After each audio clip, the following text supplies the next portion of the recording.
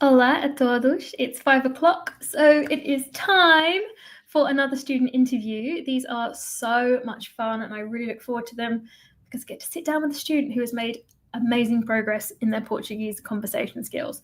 So first things first, I have to check and get a thumbs up from my team that everything is streaming perfectly. Excellent. Okay, we are all set. And there's 39 of you here already, so please leave us a comment, say hi, tell us where you are tuning in from, because we get people from all over the world, which is so much fun.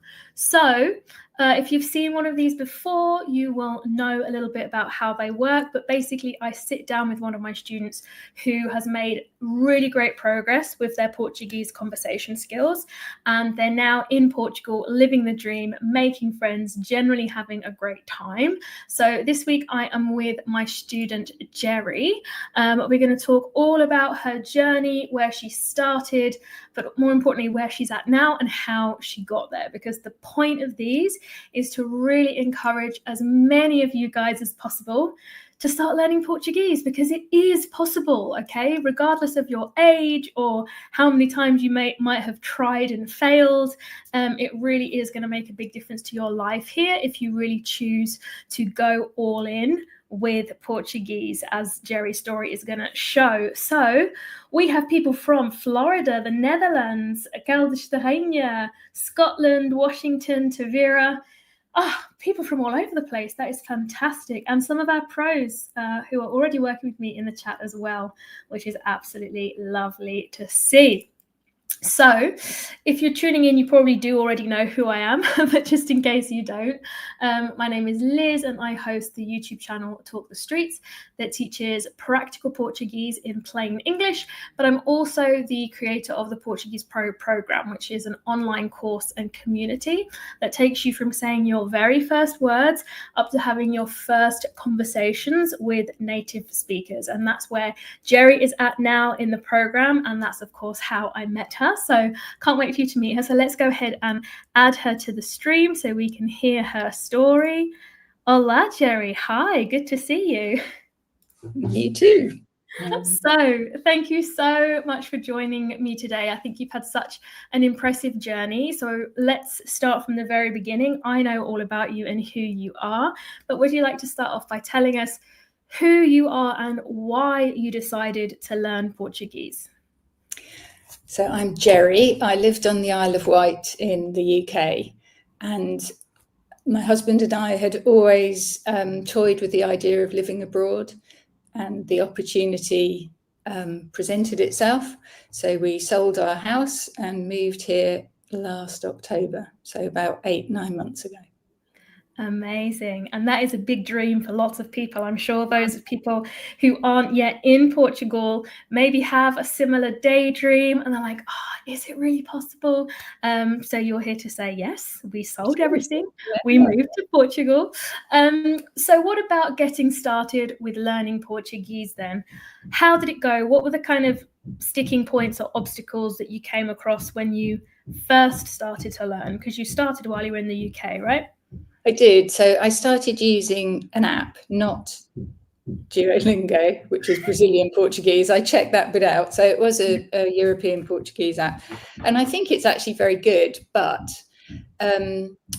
I learned to say a lot of words incorrectly because I think for an English speaker, there's a really strong tendency to pronounce the words as you would in English. Yeah. So if they end with an M, for instance, you pronounce the M. And because the app can't really correct that, and my hearing wasn't tuned in enough to notice the differences. So then when I did come to Portugal and tried my Portuguese out on people, they were very confused. And I now understand why.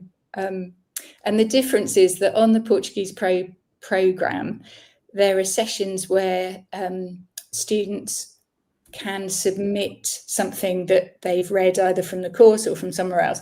And you and Eduardo are forensic in your analysis of that. And it makes so much difference. It really does. Cool. So, by the way, if you can relate to any of the things that Gerry is talking about, or if you have a question for Gerry, please pop it in the chat, because we will go through some questions before we finish up here. But yeah, you told me you got into a couple of sticky situations when you came to Portugal for the first time, and you thought, oh, hang on, what I've been learning hasn't been working at all. What are some of the situations you got yourself into? So on our journey here to come and move here, we had the car packed up, the dog, husband, and we were trying to stay in an Airbnb in the mountains in the north of Portugal near the Spanish border. And we found the village, but we could not find the house, and the roads were really narrow and it was all a bit of a nightmare. So we parked up and I went off to try and find someone.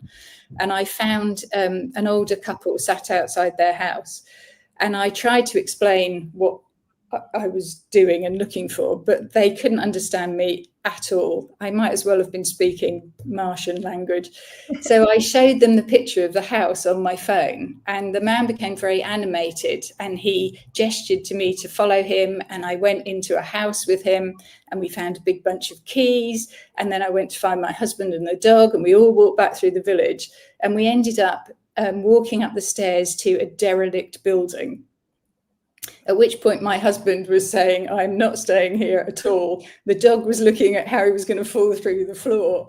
And so there was a lot of miming going on about sleeping and one night only. And I think that was what had happened. Was he was trying to sell this derelict property, and it was not the Airbnb at all, which we did eventually find. But it just made me aware of the perils of not being able to speak the language. We almost ended up buying this derelict property. Oh my goodness. So, yeah. That's the thing. Not being able to speak the language can make semi-stressful situations, like not being able to find where you're supposed to be staying, into really stressful situations. But actually, you know, as you have found, as we'll go on to talk about, when you can actually make yourself understood, it can make a world of difference. So what about understanding when people spoke to you those first few times that you came to Portugal? What was it like understanding the Portuguese? I couldn't understand anything. And I was quite surprised, because I thought I did know something. And I could understand please and thank you, but that was about it. And it came as a bit of a shock, really. Yeah, not a very pleasant one. But things have turned around now, which we're here to talk about. So after you joined Portuguese Pro and started learning with us, let's fast forward to today. Are you using your Portuguese on a day-to-day basis, and what are some of the things that you're able to do now? Yes, I am. Where I live, there are quite a lot of people who do and can speak English, but older people. And if you go inland, I'm on the coast, but if you go inland for 20 minutes, the number of people who speak English declines quite rapidly.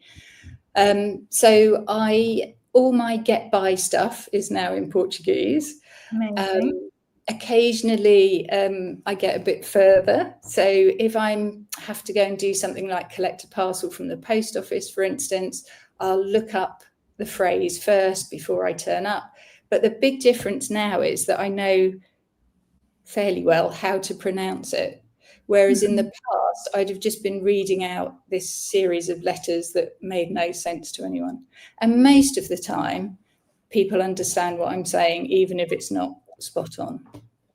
Perfect. Yeah, because we're not looking for 100% here, but we are looking for people to understand you and for you to feel like your day-to-day life is getting easier. I mean, recently you posted in the community about how you'd done an entire morning without defaulting to English, and you didn't even realize until you got home. Tell us a bit about that.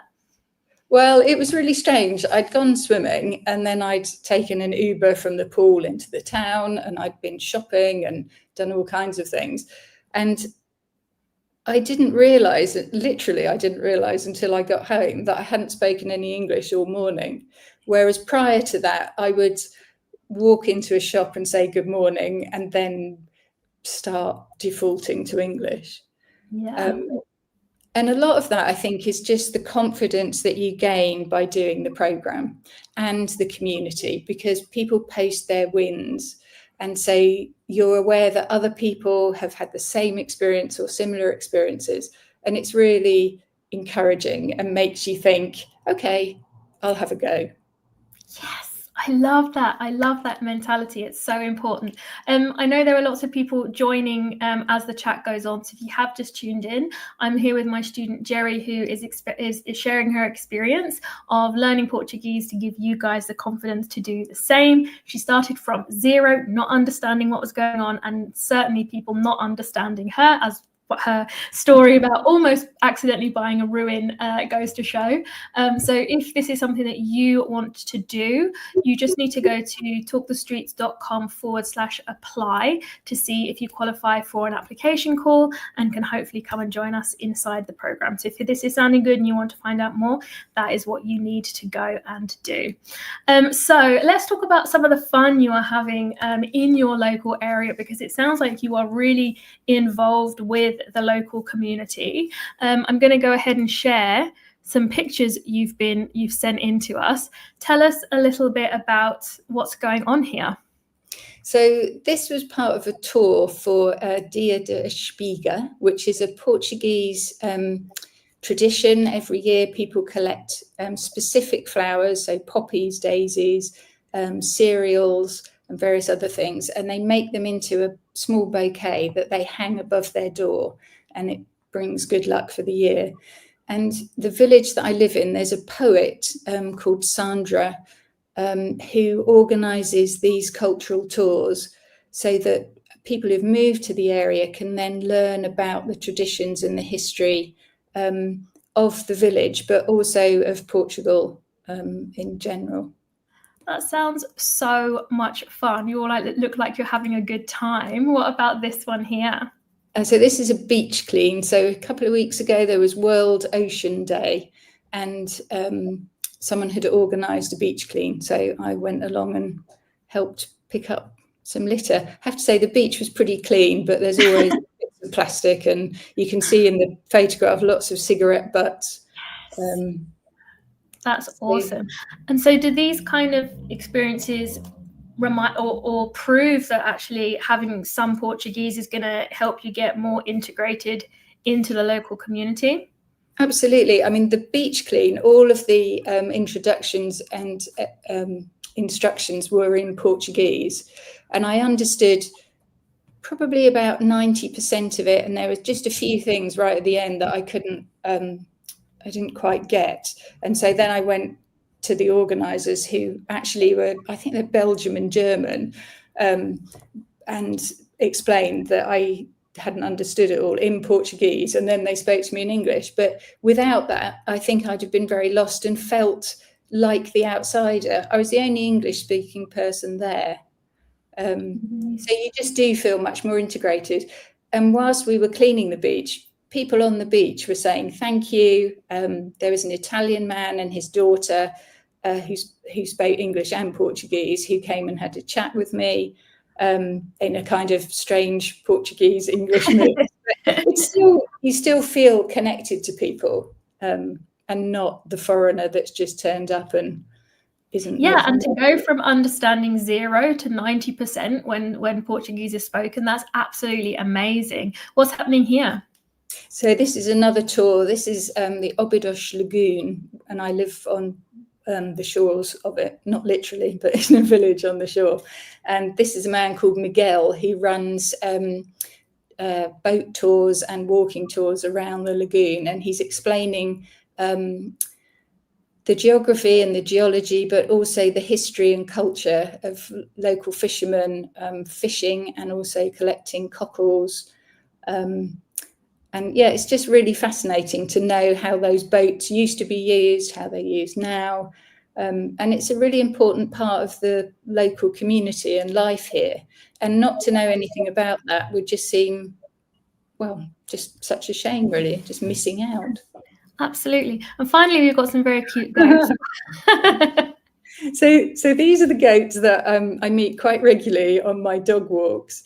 And I don't think the shepherd speaks a lot of English, and we pass the time of day and discuss the weather, but my dog isn't bothered by them at all. He just walks past them as if they're not really there. That's funny. Okay, so getting to know all sorts of creatures, human and otherwise. So you mentioned that all of these activities that you're participating in the local community kind of inspire your Portuguese study as well. Tell me a bit about that. Well, I think I have the desire to be part of the community, and I think that's linguistically and culturally.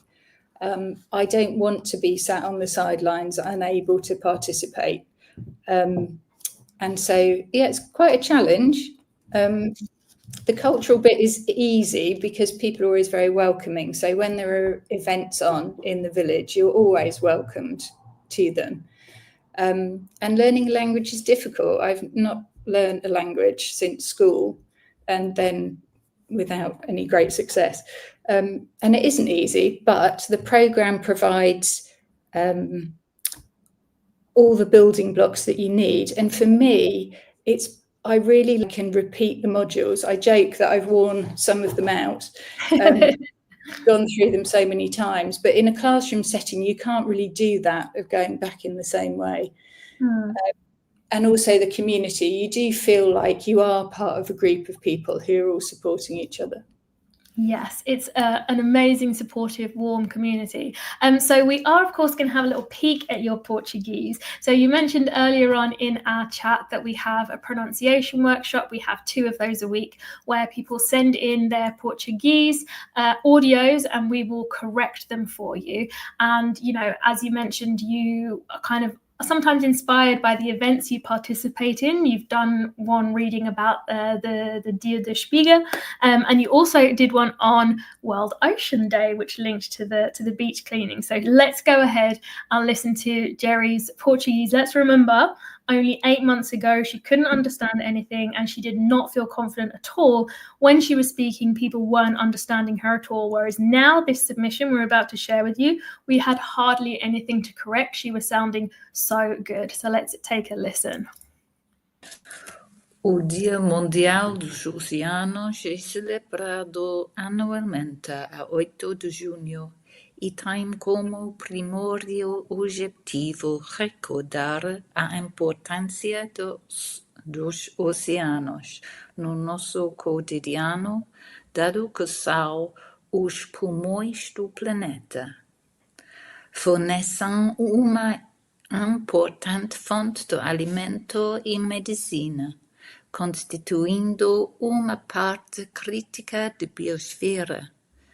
Cobrem 60% da superfície do planeta, regulam o clima e fornecem o oxigênio essencial para vivermos. Now, that is not an easy piece. There were so many difficult, like, scientific words in there, but because you know the pronunciation rules, you can even look at a word that you've never seen before and pretty much get it right. Is that what you found now? Yes, and I think I can't overstate the benefit of the pronunciation workshops. They really are fantastic. And you and Eduardo are so patient, and it's taken me 8 months to roll my R's and use the right R. R's sounding so good, all in the right places. And so, yeah, I mean, if I can do it, literally anyone can do it. I have no natural ability, no talent, no nothing for languages. But the course allows you to kind of climb the rungs of the ladder at the pace that suits you. And the support is there if you need it. Amazing. Well, you definitely do have some talent, as you just proved. Well, So you're now at the point where you're having regular conversations with a native speaker, which is something that we require you to do when you get halfway through the program. When you've got all the fundamentals, we really encourage you to do this. Nobody ever feels ready, but it's really important if you want to continue to make progress and actually gain confidence in speaking the language. So tell us about that process and how it has been for you. Well, I was very, very fortunate because Math, who's also on the course, suggested that I contact someone that he was already speaking to as a language partner. And she's a woman in Cascais called Maki, who's an architect. And it's just been amazing. We haven't met yet, although we are planning to. Her English is about 99% perfect, and my Portuguese is about 1%. But so helpful and supportive. And we have quite eclectic conversations in English and Portuguese, because obviously it's to help her with her English as well. It was never scary. I think there's always that slight thing of when you meet someone new, are we going to get on? But she made it really easy for me, and I just look forward to it so much. And I feel like she's my first Portuguese friend. So. Yeah, that's so important. And it's so funny because, you know, I really do have to cajole people into doing it because they say, I'm not ready, I'm scared. So to hear you say you actually look forward to it, I think that's really inspirational for anybody who's listening, either just getting started or maybe almost at that level, to hopefully give it a go. So once again, if you are just tuning in, I'm here with my student Gerry, hearing all about her story of learning Portuguese. If this is sounding interesting and like something that you would like to be able to do, just go to talkwithstreets.com/apply. We do have a little bit of a waiting time at the moment, but we do get through the applications as quickly as we can. So we'd love to see some of you applying. So here is the most important part for anybody who's watching and thinking, God, Gerry's done so well, I wish I could do what she has done. What is some of the advice that you might give to people who are just getting started? I think you have to put the time in. I don't think there's a shortcut.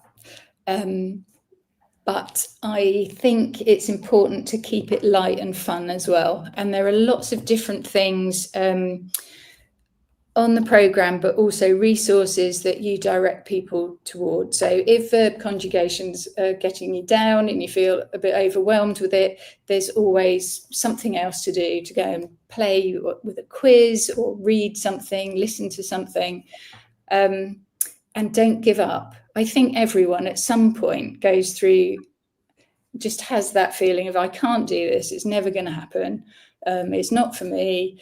But you know, you've already invested time and money and you can do it. You've just got to carry on. Just keep going. Yes, all very, very good advice there. And I love the piece you said about making it fun, because this is the thing that people think it's really boring. I've got to sit there with a textbook and memorize verb conjugations. But actually, it doesn't have to be like that. We try and make it a lot more fun and light and easygoing and really gear it towards the point, which is speaking to real people. So the more fun you can have while doing it, doing your study in creative ways, I think will also help you stick to it, and doing what you're doing in terms of picking something that interests you. Okay, you know, World Ocean Day, this Portuguese festival, like let's find ways to study that's also going to teach me more about the culture. I think that's a really good idea. If you do have questions for Gerry, please get them in the next couple of minutes so we can make sure that we ask. We do have a couple here. Kate has asked, why did you pick Portugal to move to, and do you live there full time? We chose Portugal because we just love Portuguese culture, climate, food, landscape. Visited quite a few other European countries, but I didn't ever have that feeling of, oh, this is somewhere I want to be. And yes, we do live here full time. Amazing. And Paul has asked, do you have to be living in Portugal to take the course? No, you don't. We have people from all over the world who are taking the course. Most people either have some plan to relocate there in the future, but you know, people also learn if they have a family connection, for example. So yes, the crew is from all over the world, so you don't have to be in Portugal to be learning with us. I also have to ask, Gerry, would you recommend the Portuguese Pro program? I really would. And I think I was a bit reluctant about it for various reasons to begin with. And then I spoke to a friend. He said to me, you need to think about it as an investment in your future life. And it is an investment of time and money, but I don't know how else you get to where, well, I don't know how else I would have got to where I am now without doing the program. I don't think anything else that I've looked at would have enabled me to get to where I am. So thank you very much. Oh, you are so welcome. And are you surprised when you think of how far you've come? Did you imagine yourself making this much progress in this time? Well, I think when I signed up, I had the very naive belief that within 6 months I'd be having this kind of conversation with people in Portuguese. But once reality arrived, which was about 2 weeks after I started the course, no, I'm delighted, and I know now that this journey doesn't have an end really. It's going to go on, and I've got a while to go before I've kind of got to the A2 level, which is about where the course takes you to, maybe a bit further. And then I need to decide whether I'm going to engage in some formal learning for the next stage. But I don't think I'm ever going to stop now. As long as I'm here, I'll be wanting to learn more. So. Yes, I love that. One more question quickly from Gerry. Did you make a regular schedule for yourself to work on your Portuguese? And if so, how many hours per day, how many days per week, and for how long? Okay, so I started, I think, right at the end of October, beginning of November. I'm not very good with structure and timetables and things, but I always spend at least an hour a day. Obviously, I have missed the odd day for various reasons, but now I find I have to stop myself because I could spend all day, because it's got to the point where it's just really interesting. And so there's always something to read. I've started writing a diary, only a few sentences. It's not anything anyone would want to read. That's all you need to practice each day. But the writing practice is really useful. So yeah, now I have to remind myself that I do actually have some other things that I need to do and not just spend 3 or 4 hours doing it. So. That's lovely. I love that, we call that getting into a flow state, right? When you're just really enjoying something and it feels easy. It doesn't feel like it's a job. So I'm so glad that learning Portuguese feels like that for you now. And it's been such a pleasure to hear all about the fun experiences that you've been having since you've moved to Portugal. So thank you so much for joining me. I'm afraid that is all we've got time for, but I know that you will have inspired a lot of people today. So if you are listening and you want to be able to do this too, just like Gerry has, maybe you want to connect with extended family, or maybe you are moving here or you're already living here, and you really want to connect with those around you, just apply to Portuguese Pro. Go to talkthestreets.com/apply. We get through the applications as quickly as we can, so if there's a little bit of a wait, please be patient. We will definitely get back to you, but this was so brilliant. So I will see you very soon in a live session. Gerry, thanks so much for joining us. Thank you.